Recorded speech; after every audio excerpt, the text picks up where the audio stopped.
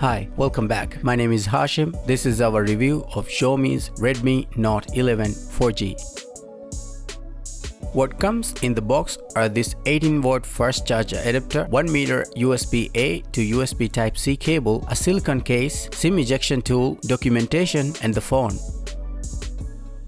181 grams in weight, this phone has a dimension of 162mm by 75.5mm. Thickness is just 8.9mm. The screen has a 90Hz 6.5-inch 1080 by 2400 pixels of 20:9 aspect ratio LCD panel with a screen-to-body ratio of 83.4%.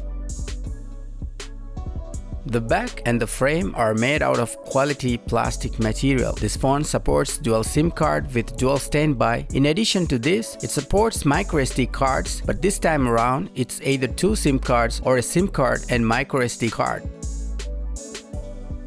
This phone has a dual speaker setup and a biometric sensor is built into the power button, which gives a cleaner look to the back of the phone.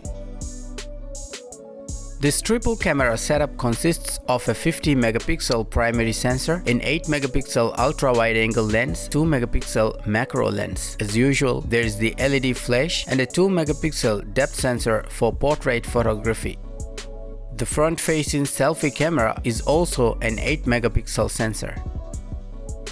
This phone is rich in connectivity and sensors. On the top, there is the legendary IR sensor, noise cancellation microphone, 3.5mm headphone jack and speaker grill. On the bottom, primary microphone, USB-C 2.0 and the speaker grill.